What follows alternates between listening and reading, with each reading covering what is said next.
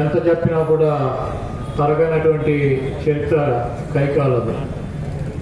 ఆయన ఒక వ్యక్తిగా ఒక చిన్న కుటుంబంలో జన్మించి అంచెలంచెలుగా ఆయనకున్నటువంటి మక్కువ ఇష్టంతో నాటక రంగంలోకి ప్రవేశించి అక్కడి నుంచి సినీ పరిశ్రమలోకి ప్రవేశించి ఎటువంటి అండాదండ లేకుండా ఒక వ్యక్తిగా ఆయనకున్నటువంటి నటన, ఆయనకున్నటువంటి ఒక మంచి పొజిషన్ రావాలన్నటువంటి తపనతో అంచెలంచెలుగా ఆయన కాళ్ళ మీద ఆయన ఎదిగి 800 చిత్రాల్లో నటించి ఏ పాత్ర ఇచ్చినప్పటికీ కూడా ఆ పాత్రకి పూర్తి న్యాయం చేసినటువంటి మహోన్నతమైన వ్యక్తి కైకాల సత్యనారాయణ గారు.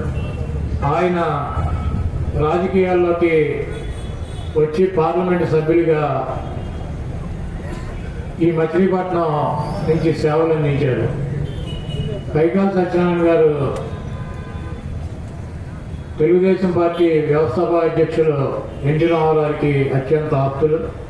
ఆయన కూడా ఈ ప్రాంతం నుంచే పుట్టినటువంటి వ్యక్తి.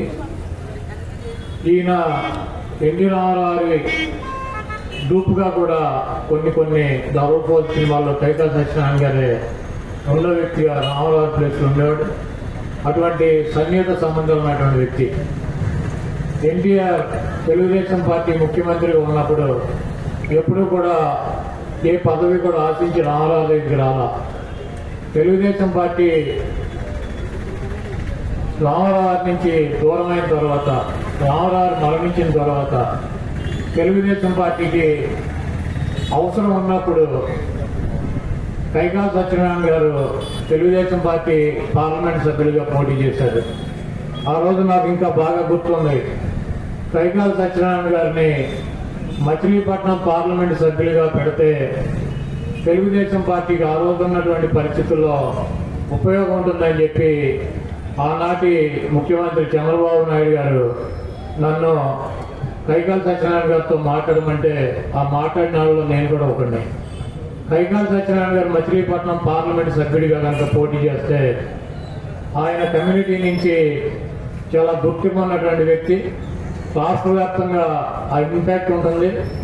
సేమ్ టైం పక్కన ఉన్నటువంటి కైకులూరు, అంటే మా జిల్లాలో కైకులూరు, నూజివీడు ఇవన్నీ కూడా ఏలూరు పార్లమెంట్లో ఉండే. ఇటు పక్కన నిడిమోలు, అవినిగడ్డ జనాలు పార్లమెంట్లో ఉండే.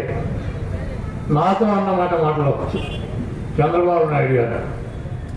కైకాల సత్యనారాయణ మచిలీపట్నం పార్లమెంట్ నుంచి పోటీ చేస్తే ఆ పక్కన ఉన్నటువంటి అవినిగడ్డ, నిడిమోలు నియోజకవర్గాల్లో శారదా గారికి సపోర్ట్గా ఉంటుంది.